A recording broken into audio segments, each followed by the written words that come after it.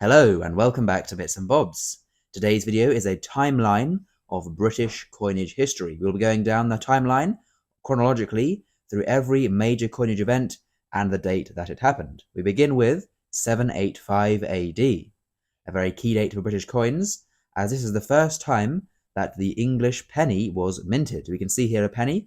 This is from the reign of King Offa of Mercia and is the first recorded time an English penny was minted. Of course, minted this almost 1250 years ago, and the penny is still being made today. The next key date is 886, under the reign of King Alfred the Great, who founded the Royal Mint. So, a clearly massive event for coinage history, the founding of the Royal Mint in 886. And we can see here the first coin made by the Royal Mint. This is an Alfred the Great penny. We can see there to the left there, to the obverse, a portrait of Alfred the Great. Now the next key date is 1066. As with most timelines, 1066 is a key date. We can see here a coin featuring William the Conqueror. There were some coin standardization processes he implemented, and we can see now the uniform portrait of facing out of the coin. He implemented this as well. So front-facing portrait, legend around, and other key factors that would remain on coins for many years. The next key date on the timeline is 1180, under the reign of King Henry II, and Henry II implemented the short cross penny. So a key design here, the short cross penny, an infamous design for any collectors who collect hammered coins, and historically a very important design and style of coinage, the short cross coinage. Our next date on the timeline is 1247, as in 1247 the first long cross coins were minted. We can see here a long cross penny. Now, following the long cross, you can cut it into a halfpenny or into a farthing, so you could literally make your own change with your coins, and the long cross is implemented as well to help try and stop clipping, as the cross would reach the edge of the coin, so if it was clipped too far down the cross, you could see and refuse that coin if it had been clipped. And we can see again there a portrait of Henry II to the obverse in that front-facing bust as designed or implemented by William the Conqueror. Our next key date is 1257, with the introduction of the first English gold coin. There were some Anglo-Saxon gold coins, but the first properly English gold coin for circulation was issued in 1257, and it was worth 20 pence. It was known as a gold penny, although it was worth 20 silver pennies, and we can see one of those examples right there, with a throned bust of the king. 1279 is the next key date, as it was the Edward I recoinage, the first major recoinage in this timeline. And also that was the date, or part of this recoinage was moving the mint to the Tower of London, closing many provincial or local mints, and sort of moving all coin minting to the Tower of London. So the Tower of London became the Royal Mint and produced the new standardized long cross coinage, introducing other denominations higher than the penny, such as the half-groat and the groat, as we can see there, a larger coin with two legends. So a big coinage reform of 1279. 1489 is the next key date. As many of you will know, this is the first year that the sovereign was issued. So the sovereign is a very historical coin, so the first year of this being issued is very important, but also the sovereign is the first pound coin, and so 1489 marks the year that the first ever pound coin was minted, and it is a very regal coin there, with the Tudor rose to the reverse, and an amazing throned bust of King Henry VII there on the obverse for the first year of the sovereign. Now our next key date is 1502, as in 1502, Henry VII brought back profile portraits on coins and was the first monarch to have a realistic profile portrait on coins. Of course, as we still have to this day, the monarch facing profile on the coins in a more realistic bust than some of the medieval interpretations. So a key moment there in coinage history, as he brought back the left or right facing portrait for the monarch's portrait. Now, the 1530s is an infamous time for coins. Henry VIII, also had a front-facing portrait, the last monarch to do so. But more importantly, he also debased the coins. So that meant he took lots of the silver purity out of the coins, but sort of pretended that they were still the pure value of silver. Of course, coins of this time were only worth their face value because they were made of silver or gold. But he debased lots of the coins to fund wars and sort of crashed the coinage economy. Now, 1558 to 1565 is a very revolutionary time for coinage. We have another recoinage almost, with Elizabeth I bringing back purity, so sterling silver purity, to the coins, as well as being probably the first monarch to have a more similar system of coinage we have today. As we can see on screen, there are many, many denominations, and this is just the silver coins.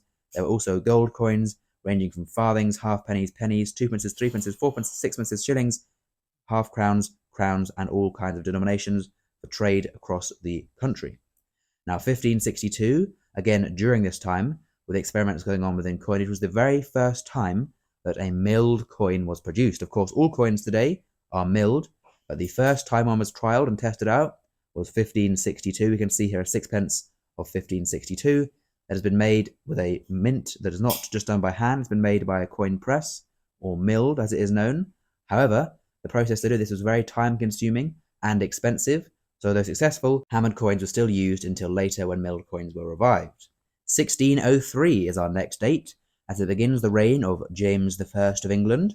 This unifies the throne and means Scottish coins are kind of doomed, as the monarchy is shared and then all moved to minting in London. He also is the first monarch since Henry VII to not issue sovereigns, using instead the gold unite. So the sovereign at this time is dead. Now then, 1649, of course, an infamous date in history, as there is no longer a monarch for this period. We have Oliver Cromwell being the Lord Protectorate and ruler, and so therefore this is the first time that a king or queen does not feature on the coins. We can see here a coin instead featuring Oliver Cromwell for this period in the mid-1600s. Now also, he brought back milled coinage, but they were not widely circulated and they were more sort of given out to propaganda. Now, 1662 is a very key date. Collectors will all know 1662, as this is when we see back on the coins, of course, a monarch after 1660, but also now circulating milled coins. So this is, we can see here, a crown of Charles II. So the monarch is back on the coins, and the coins are now milled. So the end of hammered coins in 1662, as we now see the monarch and a milling of the coin be the standard for circulating coins in England. Now, also in 1662, we have the first Maundy set released by King Charles II and given out. And of course, the Maundy coins are still minted to this day and still given out by the monarch, as has been done since the reign of King Charles II, almost 400 years ago, with the 1, 2, 3, and 4 pence.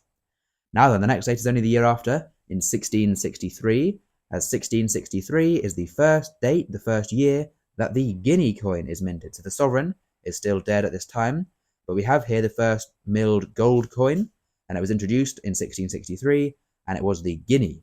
There will later be many denominations of the guinea: the quarter, the third, the half, the full, the double, and the quintuple guinea, but 1663 is the first year of these guineas. The next key date is 1689, because it was in 1689 for the first time we saw two monarchs on the throne, so there was a joint reign with two monarchs of England. But it's also translated to the coins, as the coinage bust there we can see features not one, but two portraits for the two monarchs, so a very key event. Now, 1696 to 97 is the William III recoinage, and the key part of this is that all hammered coins were demonetized at the end of the 1600s. Goodbye to hammered coins.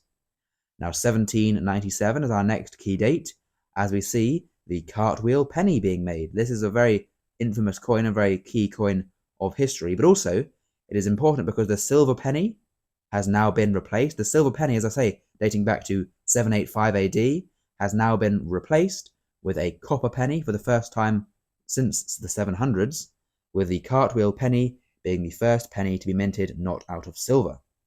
Now, 1810 is our next key date, as the Royal Mint moves from the Tower of London, where it has been since the 1200s, so a long time at the Tower of London, but in 1810 it moves to Tower Hill in London, so only a few streets away, just a 5-minute walk away from the Tower of London, to the new purpose-built facility at the Tower Hill Mint in London as coinage production expands. Now, 1817, again an extremely key date for British coinage, as it was the Great Recoinage of 1817, the introduction of the standard coins, whereby a sixpence weighs twice a threepence, a shilling weighs twice a sixpence, a florin weighs twice a shilling, and so on. All silver coins were standardized and can be measured by weight. Also, as part of the 1817 recoinage, the guinea was demonetized and the gold sovereign was revived. So, since the 1600s, there had been no sovereigns, but the gold sovereign, the £1 coin, was reintroduced with its new modern form in 1817 and is still being made today to these specifications. Now then, 1860 is the copper to bronze recoinage, so all copper coins were stopped in 1869, and in 1860 the new bronze coins were minted. We can see here a bronze penny, and these new bronze coinage, or this new bronze coinage, would last right up until decimalization.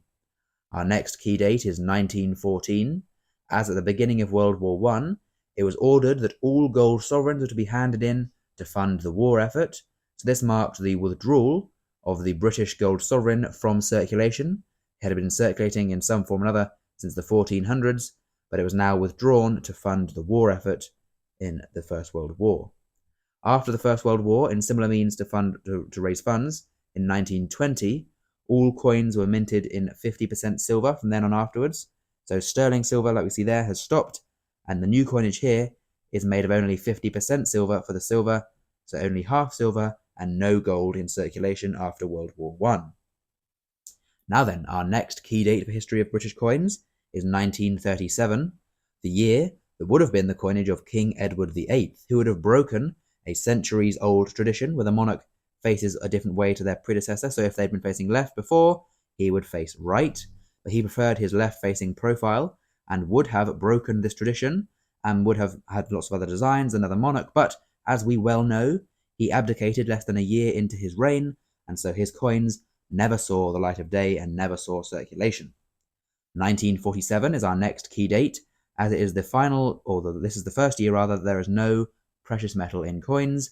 From 1947 onwards, silver coins are just made of cupro-nickel and contain no silver, and like we say, gold is long gone from circulation. Now, a very key date we all know, 1971, arguably one of the most important dates on this whole timeline, as it is the date of decimalization, meaning that all the old coins, so shillings, fourpences, half crowns and such, were removed and no longer used, and the new coins, the penny, the 5p, the 2p, and so on, were introduced with the new 100 pennies to the pound system. 1983 sees the reintroduction of a pound coin. So there had not been a pound coin since World War I and the withdrawal of the sovereign, but the pound coin is reintroduced in 1983, and as we know today, we are still using pound coins, although we are using the new version today. Now the next key sort of moment is 2022 to 2023, as this is a very key and sad moment, as of course our longest reigning monarch, the longest featuring person on coins, Queen Elizabeth II, does pass away. So we get a new monarch, and this is the first time, as for the coronation range, the king wears a crown. So for the first time since the 1600s, we see a crowned king on our coins. And then finally, 2025 I have included, as it is a bit of a major event. We can see that here we have a sovereign minted in silver. So since 1489, the sovereign has been gold, but 2025 will be the first ever silver sovereign. So there we go. Comment down below any other key dates you think we might have missed. Please subscribe. Thank you for watching, and I will see you again soon for some more coins in the future on Bits and Bobs. Bye for now.